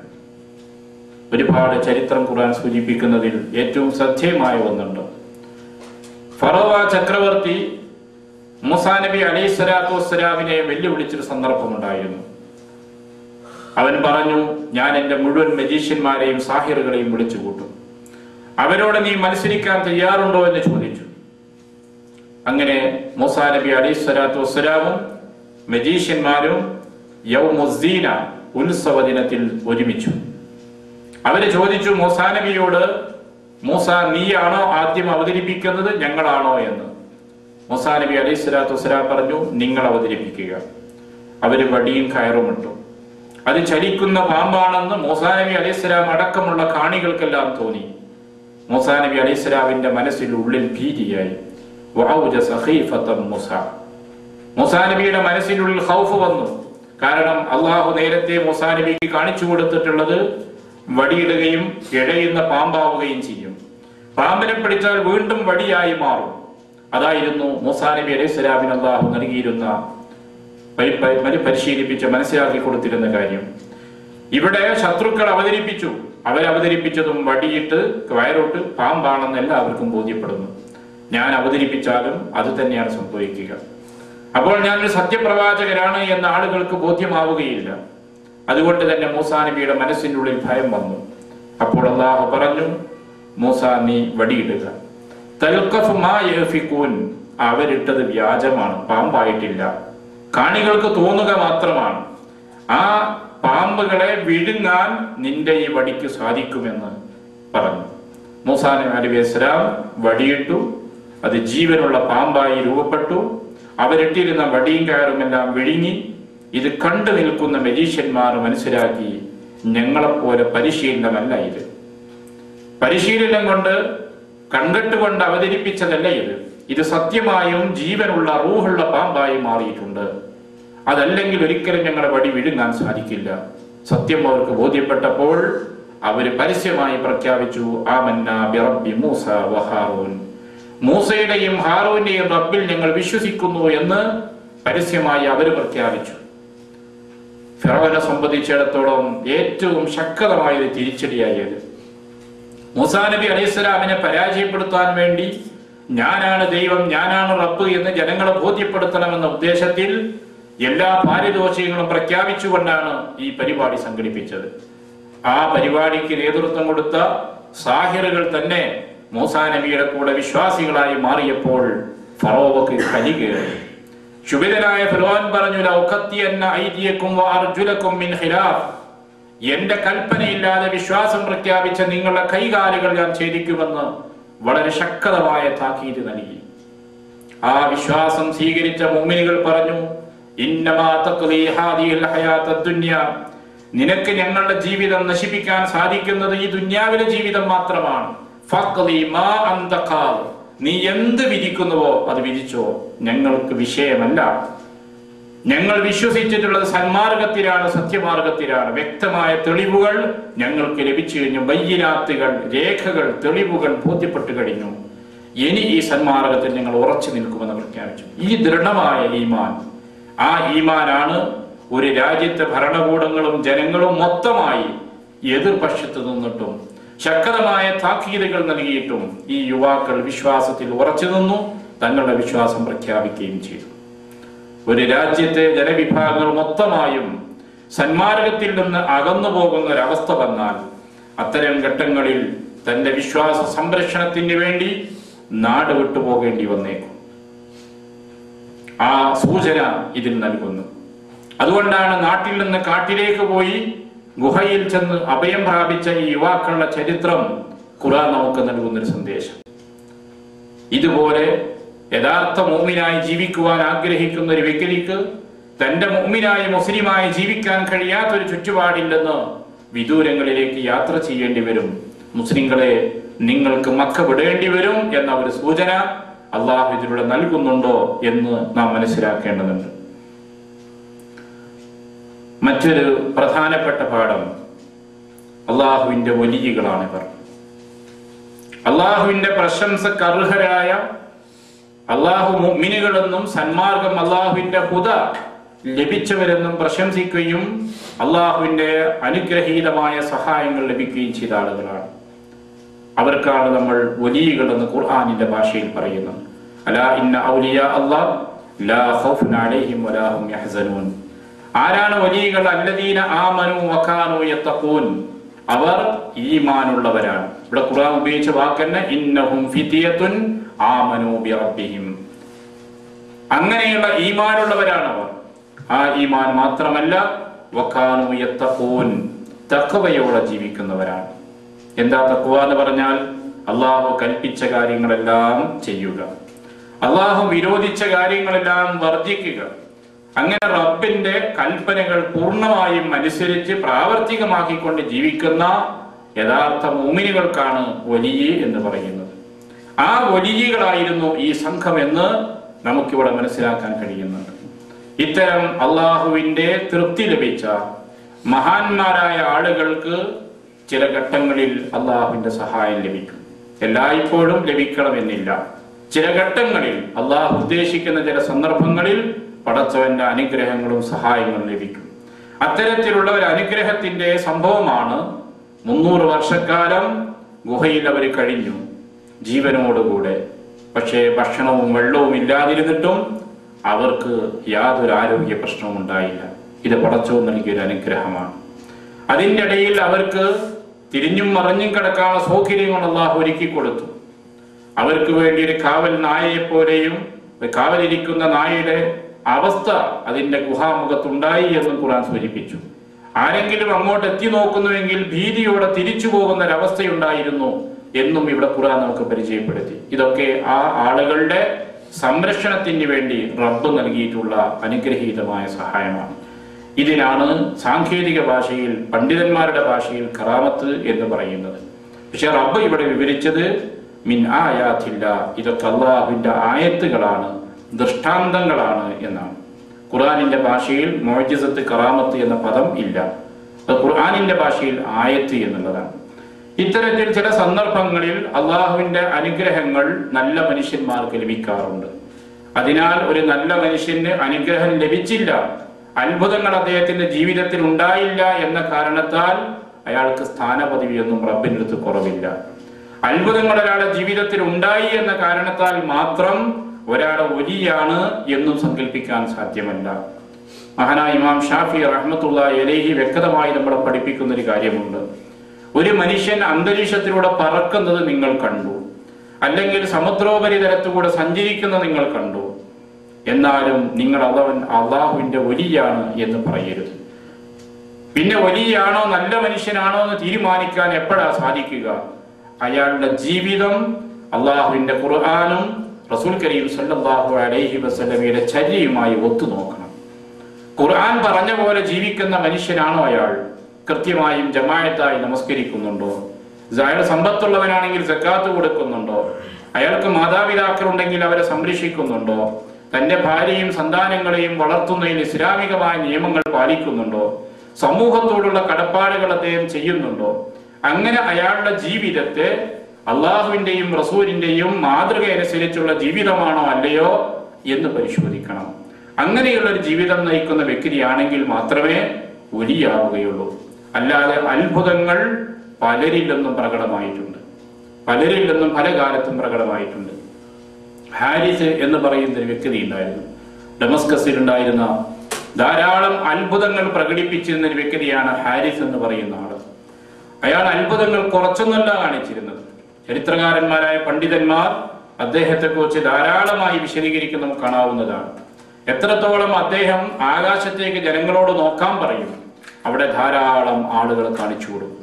എന്നിട്ട് അദ്ദേഹം പറയുക, ഇതെല്ലാം എന്റെ പ്രഭാഷണം കേൾക്കാമെന്ന് അള്ളാഹുവിന്റെ മലക്കുകളാണെന്ന് പറയും. ഇത് കാണുന്ന ജനങ്ങൾ അദ്ദേഹത്തിൽ വിശ്വസിച്ചു പോകും. അത്രമാത്രമായിരുന്നു അയാൾ ചെയ്തിരുന്ന അത്ഭുതങ്ങൾ. പക്ഷേ പണ്ഡിതന്മാർ അദ്ദേഹത്തെ കുറിച്ച് സൂക്ഷ്മമായി വിശകലനം നടത്തിയിട്ട് അദ്ദേഹം വധിക്കാൻ, കൊല്ലാൻ അർഹനാണ് എന്ന് വിധി പറഞ്ഞു. അങ്ങനെ മുസ്ലിം ലോകത്തിന്റെ ഖലീഫ, ഉമവി ഖലീഫ അദ്ദേഹത്തെ കൊല്ലുകയാണ് ചെയ്തത്. അത്ഭുതങ്ങൾ മാത്രമേ കാണിക്കുന്നുള്ളൂ, പക്ഷെ ജീവിതത്തിൽ ഇസ്ലാം ഉണ്ടായിരുന്നില്ല. ഇസ്ലാമിക അധ്യാപനങ്ങളോ നിയമങ്ങളോ അദ്ദേഹം അംഗീകരിച്ചിരുന്നില്ല. അപ്പൊ അത്തരത്തിൽ പല വ്യക്തികളും പല കാലങ്ങളിലും ഉണ്ടായിട്ടുണ്ട്. അത്ഭുതം ചെയ്യാൻ പലർക്കും സാധിച്ചെന്ന് വരും. പിശാചിന്റെ സേവ കൊണ്ട് ചെയ്യുന്ന പലരുമുണ്ട്. അപ്പൊ ഒരു വ്യക്തിയുടെ ജീവിതം വിലയിരുത്തിയിട്ട് വേണം അദ്ദേഹം വലിയാണോ അല്ലയോ എന്ന് തീരുമാനിക്കാൻ. പലപ്പോഴും ഈ കള്ളന്മാർ, സമൂഹത്തെ ചൂഷണം ചെയ്തും പണം പിരിച്ചൊക്കെ ജീവിക്കുന്ന കള്ളന്മാരായ ഔലിയാക്കന്മാരെന്ന് വേഷം കെട്ടി നടക്കുന്ന ആളുകൾ എന്തെങ്കിലും ചെപ്പടി വിദ്യയൊക്കെ പഠിച്ചിട്ടുണ്ടാവും. കുറച്ച് അത്ഭുതങ്ങളൊക്കെ ചില്ലറ കാണിക്കും. അത് കാണിക്കുമ്പോഴേക്കും സാധാരണക്കാർ, പ്രത്യേകിച്ച് പെണ്ണുങ്ങൾ, അയാൾക്ക് എന്തൊക്കെയോ പ്രത്യേകത ഉണ്ടെന്ന് മനസ്സിലാക്കും. കള്ളൻ ജമാഅത്ത് നടക്കുമ്പോൾ പള്ളിയിൽ പോകുന്നുണ്ടാവില്ല, ജുമാക്ക് പോകുന്നുണ്ടാവില്ല, റൂം അടച്ചു കുത്തിർന്ന് സുഖമായിട്ട് തിന്നുന്നുണ്ടാവും. റമദാന്റെ പകലിൽ പോലും ചായ കുടിക്കും. എന്ത് ഇസ്ലാമാണ്? നമ്മൾക്ക് മാതൃക ആരാണ്? അള്ളാഹുവിന്റെ റസൂലാണ്. നബി സല്ലല്ലാഹു അലൈഹി വസല്ലം ഒരു റമദാൻ മാസവും ചായ കുടിച്ചിട്ടില്ല. ഒരു റമദാൻ മാസം അള്ളാഹുവിന്റെ റസൂല്, ഞാൻ റസൂലാണ്, വലിയ ആളാണ്, അതുകൊണ്ട് എനിക്ക് ചായ കുടിക്കാം, നിങ്ങൾക്കൊന്നും പാടില്ല കേട്ടോ എന്ന് റസൂല് പറഞ്ഞിട്ടില്ല. ഒരൊക്കത്ത് ജമാഅത്തിന് റസൂല് പോകാതിരുന്നിട്ടില്ല. തീരെ സുഖമില്ലാത്ത അവസാന ഘട്ടത്തിൽ പോലും അബോധാവസ്ഥയിൽ നിന്ന് പ്രവാചകൻ ബോധം തെളിയുമ്പോൾ ചോദിക്കും, അസ്സലാ, നിസ്കാരം നടന്നോ എന്ന് ചോദിക്കും. അത്രമാത്രം പ്രവാചകൻ പനി പിടിച്ച് വിഷമിച്ച ഘട്ടത്തിൽ പോലും രണ്ടാളുകളുടെ ചുമലിൽ കൈവച്ചിട്ട് പ്രവാചകൻ ജമാഅത്തിന് വന്നു. സഹാബികൾ പറയുന്നു, റസൂല് കാല് വലിച്ചടിച്ചിങ്ങനെ വന്നുകൊണ്ട് ആ വരുന്ന വഴിയിൽ പ്രവാചകന്റെ കാല് വലിച്ച വരകൾ കാണാമായിരുന്നു. അങ്ങനെ ജമാഅത്തിൽ പങ്കെടുത്ത റസൂലിനെയാണ് മാതൃകയാക്കുന്നത്. ആ മാതൃകയാക്കുന്ന വ്യക്തി എങ്ങനെ ജമാഅത്തിൽ പോകാതെ റൂമിലിരിക്കുന്നവരാകുമോ? അപ്പൊ ഒരു വലിയ എന്ന് പറഞ്ഞാൽ ആരാണ്? പ്രവാചകൻ സല്ലല്ലാഹു അലൈഹി വസല്ലം എങ്ങനെ ജീവിച്ചുവോ ആ ജീവിത മാതൃക ശരിയായ രീതിയിൽ മനസ്സിലാക്കുകയും അത് പകർത്തുകയും ചെയ്യുന്നവരാണ് വലിയ. സംസ്കരിക്കാത്തവന് വലിയാവില്ല. താരിഖു സലാത്തിനെ സംബന്ധിച്ച് പണ്ഡിതന്മാരെ വിധി എന്താ? മുസ്ലിമോ കാഫറോ എന്ന് തന്നെ പറയണോ സംശയത്തില. ഷാഫി ഇമാമിന്റെ അഭിപ്രായത്തിൽ മാത്രമേ ലേശം അളവുള്ളൂ. മറ്റു മദ്ഹബിന്റെ പണ്ഡിതന്മാർ നിസ്കരിക്കുന്നില്ല എങ്കിൽ അവനോട് തൗബ ചെയ്ത് മടങ്ങാൻ പറയണം, അല്ലെങ്കിൽ അവൻ കാഫറാണെന്ന് പറയണമെന്നാണ്. ഷാഫി മദ്ഹബിലെ പണ്ഡിതന്മാർ മാത്രമേ സൂചിപ്പിക്കുന്നുള്ളൂ അയാൾ നിസ്കാരം ഒഴിവാക്കൽ ഹലാലാണെന്ന് വിശ്വസിച്ചുകൊണ്ട് നിസ്കരിക്കാത്ത വ്യക്തിയാണെങ്കിലേ കാഫിറാവുള്ളൂ. അങ്ങനെ ചെറിയൊരു ഉപാധി ഷാഫി മദ്ഹബിലുള്ളൂ. മറ്റു മദ്ഹബിലൊക്കെ നിസ്കരിക്കുന്നുണ്ടോ അല്ലേ എന്ന് പരിശോധിക്കുക. നിസ്കരിക്കുന്നില്ല എങ്കിൽ അയാൾ മുസ്ലിമല്ല. അതാണ് പണ്ഡിതന്മാരുടെ വിധി. അത്തരം ആളുകൾ ഞാൻ ഒലിയാതെ പറഞ്ഞാൽ അത് മുസ്ലിങ്ങൾ വിശ്വസിക്കാൻ പാടില്ല. അവൻ കള്ളനാണ്, തട്ടിപ്പുകാരനാണ് തിരിച്ചറിയാൻ കഴിയണം. അപ്പൊ യഥാർത്ഥ ഒലി എന്ന് പറഞ്ഞാൽ ശരിക്കും ഈമാനുള്ള തഖ്വയുള്ള ആളുകളാണ്. അത്തരം നല്ല മനുഷ്യന്മാർക്ക് ചില സന്ദർഭങ്ങളിൽ അള്ളാഹുവിന്റെ ഭാഗത്തു നിന്നുള്ള ചില സഹായങ്ങൾ ലഭിക്കും. റസൂൽ കരീം സല്ലല്ലാഹു അലൈഹി വസല്ലമയുടെ സദസ്സിൽ നിന്ന് ക്ലാസ് കഴിഞ്ഞു പോകുന്ന 2 സ്വഹാബികൾ, അവർ പോകുമ്പോൾ അന്ന് വെളിച്ചം കൊണ്ടുവന്നിരുന്നില്ല. പോകുന്ന വഴിയിൽ അവർക്ക് വെളിച്ചമില്ലാതെ വിഷമിക്കുന്ന ഒരവസ്ഥ വന്നു. അപ്പോൾ അവർ പറയുന്നു, അവർക്ക് മുന്നിലൊരു വെളിച്ചം. സഹോദരന്മാർ 2 പേരും 2 വഴിയിലൂടെ തിരിഞ്ഞു പോവുകയാണ്, ഇടവഴികളിലൂടെ കടന്നു പോവുകയാണ്. അപ്പൊ വെളിച്ചം 2ആയി മാറി 2 പേരുടെയും മുന്നിൽ. വീട്ടിലെത്തിയപ്പോൾ വെളിച്ചമില്ല. അടുത്ത ദിവസം നബി സല്ലല്ലാഹു അലൈഹി വസല്ലമയോട് കാര്യങ്ങൾ പറഞ്ഞു. റസൂൽ സല്ലല്ലാഹു അലൈഹി വസല്ലം അത് അല്ലാഹുവിന്റെ അനുഗ്രഹമാണ്, സഹായമാണെന്ന് മനസ്സിലാക്കി കൊടുത്തു. ചില ഘട്ടങ്ങളിൽ അങ്ങനെ സംഭവിച്ചിട്ടുണ്ട്. അതുകൊണ്ട് എല്ലാ ദിവസവും അവർ പോകുമ്പോഴൊക്കെ വെളിച്ചമുണ്ടാവും, ഇനി വിളക്കൊന്നും എടുക്കണ്ട, ടോർച്ചൊന്നും എടുക്കാൻ നടക്കാം എന്ന അർത്ഥത്തിലല്ല ഇത് സൂചിപ്പിക്കുന്നത്. ചില സന്ദർഭങ്ങളിൽ പടച്ചവന്റെ പ്രത്യേകമായ സഹായങ്ങൾ ലഭിക്കുന്നു വരും. അത് നമ്മൾ ആഗ്രഹിച്ചത് കൊണ്ടോ പ്രതീക്ഷിച്ചത് കൊണ്ടോ കിട്ടണം എന്നില്ല. ചിലപ്പോൾ പ്രാർത്ഥിച്ചാൽ പോലും നമ്മൾ ഉദ്ദേശിച്ച സമയത്ത് അല്ലാഹു തരണം എന്നില്ല. ഇങ്ങനെയുള്ള ചില മഹത്തായ അനുഗ്രഹങ്ങൾ ലഭിച്ച ആളുകളുടെ വിഭാഗമാണ് ഇവർ. ഇതേ സന്ദർഭത്തിൽ തന്നെ ഇവരുടെ ജീവിതം നമുക്ക് നൽകുന്ന മറ്റൊരു സന്ദേശമുണ്ട്. അവരിൽ ഒരാൾ നാണയമായിട്ട് അങ്ങാടിയിലേക്ക് പോയി സാധനം വാങ്ങാൻ വേണ്ടിയിട്ട്. അവർ പരസ്പരം സംസാരിച്ചു എത്ര ദിവസം താമസിച്ചു എന്ന്. എന്താ മറുപടി പറഞ്ഞത്? ലബിസിന യൗമൻ ഔ ബഅദ യൗം, ഒരു ദിനം അല്ലെങ്കിൽ ഒരു ദിവസത്തേക്കാൾ കുറവ് എന്നുള്ള അഭിപ്രായമാണ്. കൃത്യമായും 300 വർഷം പിന്നിട്ടു എന്നുള്ള യാഥാർത്ഥ്യം ഇവർക്കാർക്കും അറിഞ്ഞിട്ടില്ല. അതും ഇവരുടെ ജീവിതത്തിൽ തന്നെയാണ് നമ്മൾ മനസ്സിലാക്കുന്നത്. അപ്പൊ ഒരു വലിയ ആയതുകൊണ്ട്, അള്ളാഹുവിന് ഇഷ്ടപ്പെട്ട വ്യക്തി ആയതുകൊണ്ട് രാജ്യത്ത് എന്തെല്ലാം സംഭവിക്കുന്നു എന്നീ കാര്യങ്ങളെ സംബന്ധിച്ചൊന്നും അറിയണം എന്നില്ല, മറഞ്ഞ കാര്യങ്ങൾ അറിയണം എന്നില്ല. അതുകൊണ്ടാണ് ലോകത്തുണ്ടായ മാറ്റങ്ങളോ സമൂഹങ്ങളുണ്ടായ മാറ്റങ്ങളോ അറിയാതെ ഭക്ഷണത്തിന് വേണ്ടി ഈ ആളുകളെ പറഞ്ഞു വിട്ടത്. അപ്പൊ ഒരു നല്ല മനുഷ്യൻ എന്ന് പറഞ്ഞാൽ ആളുകൾക്ക് അങ്ങനെ ഒരു സങ്കല്പമുണ്ട്. അയാൾ ആരാ? നല്ല മനുഷ്യനാണ്. എന്ന് അയാളോട് ചോദിച്ചു നോക്കുക, അടുത്ത കൊല്ലം ഇവിടെ മാർക്കറ്റിൽ ഏതാ ലാഭം കിട്ടുക? കച്ചവടക്കാരെ ചെന്ന് ചോദിക്കുകയാണ്, അടുത്ത കൊല്ലം തേങ്ങക്കാണോ അടക്കക്കാണോ റബ്ബറിനാണോ വില കിട്ടുക? നിങ്ങൾ പറഞ്ഞു തരണം. എന്നിട്ട് ഏതെങ്കിലും ഒരു വ്യക്തി പ്രവചിച്ചു എന്ന് പിന്നെ പത്രത്തിൽ വരും ചെയ്യും, ഇന്ന സ്ഥലത്തൊരാളുടെ അയാൾ പ്രവചിച്ചാണ് ഇക്കൊല്ലം ഭക്ഷ്യക്ഷാമം ഉണ്ടാകും എന്ന് പറഞ്ഞിട്ടുണ്ട്, അല്ലെങ്കിൽ ലാഭകരമായിട്ട് മാറുന്നു പറഞ്ഞിട്ടുണ്ട്. ഇതൊക്കെ പത്രങ്ങൾ വരുന്നു. ഇത്തരത്തിലുള്ള ഭാവി കാര്യങ്ങൾ പ്രവചിക്കാൻ മനുഷ്യർക്ക് സാധ്യമല്ല. ഇത് ജീവിതത്തിൽ അവരെ കഴിഞ്ഞ കാല സംഭവങ്ങളാണ് ഇവിടെ അറിയാതിരിക്കുന്നത്. ഭാവിയിൽ സംഭവിക്കാൻ പോകുന്ന കാര്യങ്ങൾ എന്തൊക്കെയെന്ന് ആർക്കും അറിയാൻ കഴിയില്ല. അത് വൈബിയായ മറഞ്ഞ കാര്യങ്ങളാണ്. അത് അള്ളാഹുവിന്റെ ഇൽമിൽപ്പെട്ടതാണ്. നബി സല്ലല്ലാഹു അലൈഹി വസല്ലമയോട് ഇവിടെ ചോദിച്ച മറ്റൊരു കാര്യം എന്താണ്? റൂഹ് എന്താണെന്നാ ചോദിച്ചത്. എന്താ റസൂല് പറഞ്ഞ മറുപടി? അള്ളാഹ് പറഞ്ഞു കൊടുത്ത മറുപടിയാണ്. അത് പടച്ചവന്റെ കാര്യത്തിൽപ്പെട്ടതാണ്. അപ്പൊ റസൂലിന് അത് അറിയില്ല എന്ന് പറഞ്ഞതുകൊണ്ട് റസൂലിനൊരു സ്ഥാനപദവി കുറവൊന്നുമില്ല. എന്താ റൂഹ് എന്ന് ചോദിച്ചപ്പോ കുലി റൂഹു മിൻ അംരി റബ്ബി എന്ന് ഉത്തരം പറയാൻ റബ്ബ് പറഞ്ഞു. അപ്പൊ എനിക്കതറിയില്ല, അത് റബ്ബിന്റെ കാര്യത്തിൽപ്പെട്ടതാണ്. അതുകൊണ്ട് റസൂലിന്റെ പദവിക്കോ സ്ഥാനത്തിനോ ഒരു കുറവല്ല. ചില കാര്യങ്ങൾ അള്ളാഹുവിന്റെ കാര്യത്തിൽപ്പെട്ടതാണ്, നമുക്കതറിയാൻ സാധ്യമല്ല. നബി സല്ലല്ലാഹു അലൈഹി വസല്ലമയോട് വന്ന് ചോദിച്ചു, മത്തസ്സാ, എപ്പോഴാണ് അന്ത്യനാൾ? വയസ്സലൂനക അയ്യാന മുർസാഹ, എപ്പോഴാണ് ഈ അന്ത്യനാൾ ഉണ്ടാവുക എന്ന് നബിയെ താങ്കളോട് ചോദിക്കുകയാണ്. എന്താ മറുപടി പറയേണ്ടത്? 2005 അല്ലെങ്കിൽ 2500 ആകുമ്പോൾ ലോകാവസാനം ഉണ്ടാവും അങ്ങനെ പ്രഖ്യാപിക്കാനാ? അല്ല, റബ്ബ് അങ്ങനെയല്ല പഠിപ്പിച്ചു. ഇന്നമാ ഇൽമുഹാ, അത് സംബന്ധിച്ചുള്ള അറിവ് അള്ളാഹുവിന്റെ അടുക്കലാണെന്ന് പറഞ്ഞേക്കുക. ലാ യുജല്ലിഹാ, അത് സംബന്ധിച്ചുള്ള അറിവ് അള്ളാഹ് ആർക്കും വെളിപ്പെടുത്തി കൊടുക്കുന്നില്ല. അത് റബ്ബിന് മാത്രം അറിയുന്ന കാര്യങ്ങളാണ്. അതേസമയത്ത് അന്ത്യനാളിന്റെ മുമ്പ് സംഭവിക്കാൻ സാധ്യതയുള്ള ഒട്ടേറെ അടയാളങ്ങൾ നബി സല്ലല്ലാഹു അലൈഹി വസല്ലമക്ക് അല്ലാഹു അറിയിച്ചു കൊടുക്കുകയും അത് പ്രവാചകൻ സമൂഹത്തോട് പറയുകയും ചെയ്തിട്ടുണ്ട്. അപ്പൊ എന്നാണ്, ഏത് തീയതിയിലാണ് അന്ത്യകാലം ഉണ്ടാവുക എന്ന് ചോദിച്ചാൽ ആ ഡേറ്റ് റസൂലിന് അറിയില്ല, അള്ളാഹ് അറിയിച്ചു കൊടുത്തിട്ടില്ല. അപ്പൊ അറിയിച്ചു കൊടുക്കുന്ന കാര്യങ്ങൾ ഭാവി കാര്യങ്ങൾ അറിയും, അറിയിക്കാത്ത കാര്യങ്ങൾ അറിയില്ല. ഇത് റസൂലിന്റെ അവസ്ഥയാണ്. അതുകൊണ്ട് തന്നെ ഒരു വലിയ എന്ന് പറഞ്ഞാൽ അദ്ദേഹം മറഞ്ഞ കാര്യങ്ങളെല്ലാം അറിയും എന്ന വിശ്വാസം ഇസ്ലാമിന്റെ വിരുദ്ധമാണ്.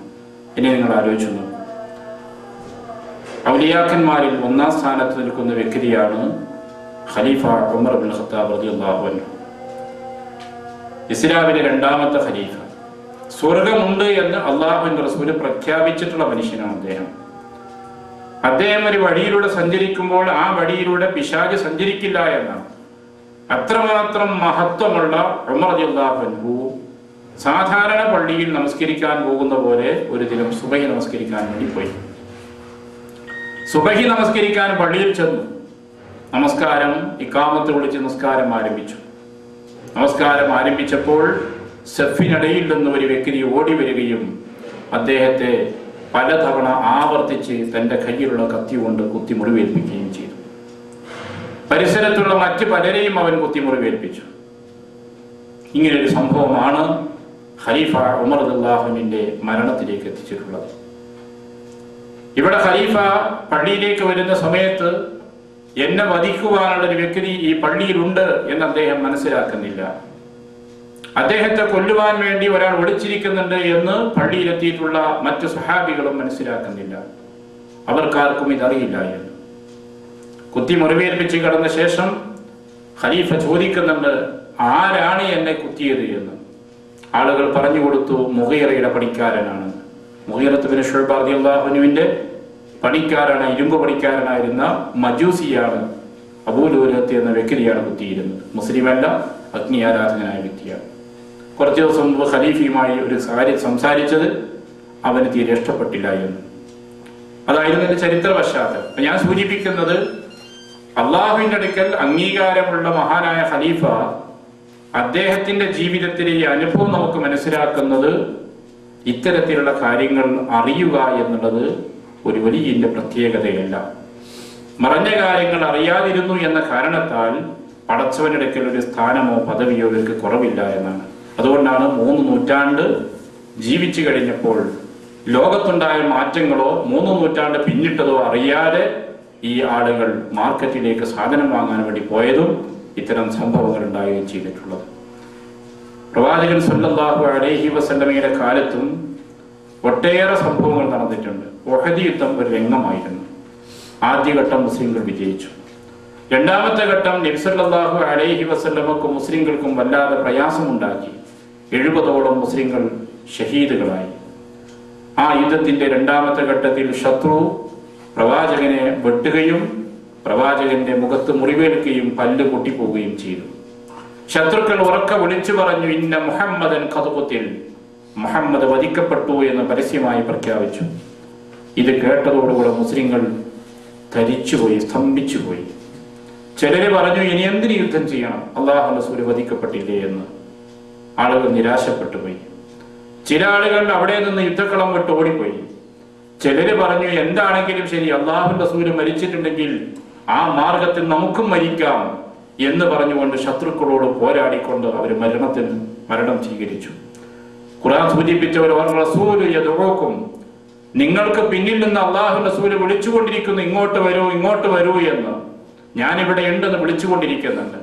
പക്ഷേ ആ യാഥാർത്ഥ്യം ശബ്ദം കേൾക്കാത്ത അകലത്തിലുള്ള പല സഹാബികൾക്കും മനസ്സിലാക്കാൻ സാധിച്ചില്ല. അവർ കരുതിയത് റസൂൽ വധിക്കപ്പെട്ടല്ലോ, ഇനി നമ്മൾ എന്തിനു പോരാടണമെന്നാണ്. ഇത് മനസ്സിലാക്കി തരുന്ന വസ്തുത എന്താണ്? പ്രവാചകനോടൊപ്പം യുദ്ധത്തിൽ പങ്കെടുത്ത ബദരീങ്ങൾ, ഉഹദീങ്ങൾ, അവരുടെ ചരിത്രമാണ് നമ്മൾ പഠിക്കുന്നത്.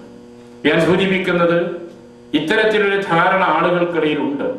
ചില ആളുകളെ സംബന്ധിച്ചാണ് വലിയാണ് എന്ന് കേൾക്കുമ്പോൾ ആളുകൾ ചോദിക്കാൻ പോകുന്നത് മറഞ്ഞ കാര്യങ്ങളിൽപ്പെട്ട പലതുമാണ്. ഭാവിയിൽ സംഭവിക്കാൻ പോകുന്നത്, നഷ്ടപ്പെട്ടു പോയ വസ്തുക്കൾ, ഒളിച്ചോടിയ വ്യക്തി, അങ്ങനെ തുടങ്ങിയിട്ട് ഒരുപാട് കാര്യങ്ങളെ സംബന്ധിച്ചൊക്കെ ചോദിക്കാനാണ് പോകുന്നത്.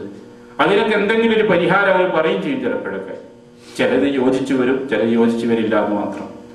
അത് മുസ്ലിങ്ങളിൽപ്പെട്ട ഒലിയുടെ അടുക്കിലേക്ക് പോകുന്ന പോലെ തന്നെ മുസ്ലിങ്ങളല്ലാത്ത ആളുകളെടുത്തും പോകുന്നതിന് യാതൊരു കുറവൊന്നുമില്ല. പണിക്കരെടുത്തും ജ്യോത്സ്യന്മാരെടുത്തൊക്കെ ചെന്നാൽ അവിടെയും നമുക്ക് പർദ്ദയും മക്കനെയും ഇട്ട ആളുകളെ ധാരാളം കാണാൻ സാധിക്കും. ഇപ്പോൾ ചർച്ചുകളിലും ചിലയിടങ്ങളിലൊക്കെ തുടങ്ങിയിട്ടുണ്ട്. അപ്പൊ എവിടെ ഇങ്ങനെ അത്ഭുത സിദ്ധി ഉണ്ടെന്ന് കേട്ടാൽ അവിടെ ജനം കൂടും, സ്ത്രീജനങ്ങൾ വളരെ കൂടുതലുണ്ടാകും. പലപ്പോഴും ഇത്തരം ആളുകൾ പലതരത്തിലുള്ള ചൂഷണത്തിനും വിധേയമാകും. സാമ്പത്തിക ചൂഷണമാണ് ഇതിന്റെ മുഖ്യമായ ഒരു ഘടകമെന്നുള്ളത് തിരിച്ചറിയാൻ ഒരു പ്രയാസമില്ല. ഞാൻ സൂചിപ്പിക്കുന്നത് ഇതിൽ നിന്ന് ലഭിക്കുന്ന മറ്റൊരു പാഠമാണ്, അത് നമ്മൾ മനസ്സിലാക്കണമെന്നാണ്. ഇതിൽ തന്നെ മറ്റൊരു വലിയൊരു ഗുണപാഠം നമുക്ക് ലഭിക്കുന്നുണ്ട്. ഇവിടെ നബി സല്ലല്ലാഹു അലൈഹി വസല്ലമയോട് ഖുറൈശികൾ വന്ന് ചോദിച്ചു. നാളെ ഉത്തരം നൽകുമെന്ന് റസൂല് പറഞ്ഞു.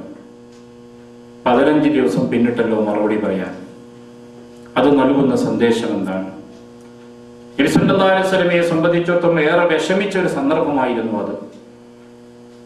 കാരണം നാളെ ഉത്തരം പറയാമെന്ന് പറഞ്ഞ് 15 ദിവസത്തോളം ദീർഘിച്ചു എന്ന് പറഞ്ഞപ്പോൾ ഖുറൈശികൾക്കിടയിൽ സംസാര വിഷയമായി കഴിഞ്ഞു. ഇത് 2 പാഠങ്ങൾ നൽകുന്നുണ്ട്. ഒന്ന്, ഖുർആൻ പ്രവാചകന്റെ വചനങ്ങളല്ല.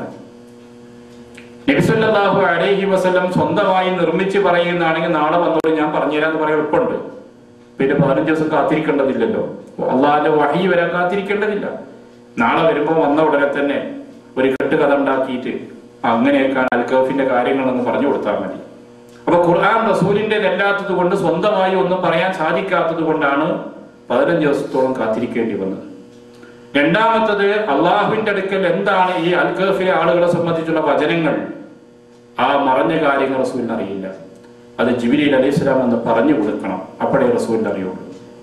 അല്ലാതെ തന്നെ റസൂലിന് സ്വന്തമായി ലൗഹുൽ മഹ്ഫൂദിലേക്ക് നോക്കിയിട്ട് പറയാൻ സാധിക്കുന്ന ഒരു അവസ്ഥയുണ്ടായിരുന്നുവെങ്കിൽ പ്രവാചകൻ ഇങ്ങനെ വിഷമിക്കുമായിരുന്നില്ല, ഉടനെ തന്നെ ആളുകൾക്ക് ഓതി കേൾപ്പിക്കുമായിരുന്നു. ഇതും ഇതിൽ നിന്ന് നമ്മൾ മനസ്സിലാക്കേണ്ട ഒരു കാര്യമാണ്. ശത്രുക്കൾ ഉണ്ടാകുമ്പോൾ അവരെ സംബന്ധിച്ച് ജാഗ്രത പുലർത്തണം. ഈ സംഭവം നൽകുന്ന മറ്റൊരു ചെറിയ പാഠമാണത്. ഈ യുവസംഘം തങ്ങളുടെ ഈമാൻ സംരക്ഷിക്കുവാൻ വേണ്ടി അവർ വളരെ ജാഗ്രതയോടുകൂടെയാണ് മാർക്കറ്റിലേക്ക് പോകുന്നവരോട് പറഞ്ഞത്, ആരും നമ്മളെ കുറിച്ച് അറിഞ്ഞു പോകാൻ പാടില്ല, അറിഞ്ഞാൽ അത് അപകടം ചെയ്യും. അപ്പൊ എപ്പോഴും ഒരു ജാഗ്രത നമ്മൾ സ്വീകരിക്കണം. പടച്ചവന്റെ സഹായവും അനുഗ്രഹമൊക്കെ നമുക്കുണ്ടാകും, അത് വേറെ വിഷയം. പക്ഷെ നമ്മളുടെ ഭാഗത്തു നിന്ന് നമ്മൾ ശ്രദ്ധിക്കേണ്ട കാര്യങ്ങൾ എന്തൊക്കെയുണ്ടോ അതെല്ലാം കൃത്യമായും പാലിക്കണമെന്നുള്ള ഒരു ആദർശം ഇതിൽ നിന്ന് മനസ്സിലാക്കാവുന്നതാണ്. സാധാരണ മുസ്ലിങ്ങളെ സംബന്ധിച്ചിടത്തോളം നായയെ വളരെ വെറുപ്പോടും അറപ്പോടും കാണുന്നവരാണ് നമ്മൾ. നായ പരിസരത്ത് എവിടെയെങ്കിലും ഉണ്ടെങ്കിൽ ആ നായനെ ശരിയാക്കാൻ പറ്റുന്ന കല്ലുണ്ടോ എന്ന് തിരഞ്ഞെടുക്കും നമ്മൾ. ആ സാധു ജീവിക്ക് ഭൂമിയിലൂടെ സഞ്ചരിക്കാൻ കഴിയില്ല. പക്ഷെ അങ്ങനെയല്ല ഇസ്ലാമിന്റെ പാഠം. ഇവിടെ ഗുഹവാസികൾക്ക് കാവലായിട്ടൊരു നായ ഉണ്ട്, പടച്ചവനെ എടുത്തു പറഞ്ഞു.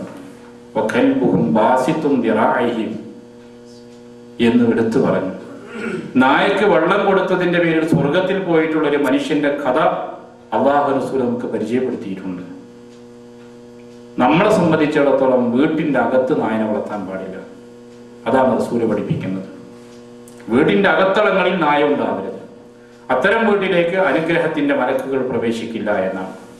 അതേസമയത്ത് കന്നുകാലികളെ സംരക്ഷിക്കുവാൻ വേണ്ടി, കൃഷിക്ക് വേണ്ടി, ഇങ്ങനെ കാവലിന് വേണ്ടി നായ വളർത്തുന്നത് നബി സല്ലല്ലാഹു അലൈഹി വസല്ലം തന്നെ അനുവദിച്ചുകൊണ്ട് പ്രഖ്യാപിച്ചതാണ്. ഹദീസുകളുടെ പ്രവാചകന്റെ വചനം തന്നെ നമുക്ക് കാണാം. അതുപോലെ ഖുർആൻ സൂചിപ്പിച്ചു മുഖല്ലബീൻ, പരിശീലിപ്പിക്കപ്പെട്ട നായ, വേട്ടയ്ക്ക് വേണ്ടി പരിശീലിപ്പിക്കപ്പെട്ട നായ. ആ നായയെ ബിസ്മി എല്ലി പറഞ്ഞു വിടുന്നു. അത് പിടിച്ചുകൊണ്ടിരുന്ന വേട്ടമൃഗം അനുവദനീയമാണെന്നുള്ളതാണ് ഖുർആനിന്റെ പ്രഖ്യാപനം. അപ്പൊ അത് നമ്മൾ മനസ്സിലാക്കണം. നായ എല്ലാ ജീവികളും എല്ലാ ഉമമുൻ അംസാലുക്കും, നിങ്ങളെപ്പോലെയുള്ള ഓരോ സമൂഹങ്ങളാണ്, സമുദായങ്ങളാണെന്നാണ് ഖുർആൻ പഠിപ്പിക്കുന്നത്. നമ്മെ സംബന്ധിച്ചിടത്തോളം വീട്ടിന്റെ അകത്ത് നായനെ വളർത്തരുത്. കാവലിന് വേണ്ടി, കൃഷിക്ക് വേണ്ടി, കന്നുകാലിയെ നോക്കാൻ വേണ്ടി, വേട്ടയ്ക്ക് വേണ്ടി ഇങ്ങനെയൊക്കെ വളർത്താം. അത് അനുവദിക്കപ്പെട്ടതാണ്. നായ പാത്രത്തിൽ തലയിട്ട് കഴിഞ്ഞാൽ ആ പാത്രം 7 തവണ നന്നായിട്ട് കഴുകണം, 1 തവണ വെള്ളം ഉപയോഗിച്ച് കഴുകണം, മണ്ണ് ഉപയോഗിച്ച് കഴുകണം. ഇതാണ് നബി സല്ലല്ലാഹു അലൈഹി വസല്ലം നമ്മളെ പഠിപ്പിക്കുന്നത്. അപ്പൊ അതുകൊണ്ട് ആ സമീപനത്തിന് ഒരു മാറ്റം വേണമെന്ന സൂചന ഈ സൂറത്ത് നമ്മളെ പഠിപ്പിക്കുന്നു എന്നുള്ളതും ഇതിന്റെ ഒരു ഗുണപാഠമാണ്.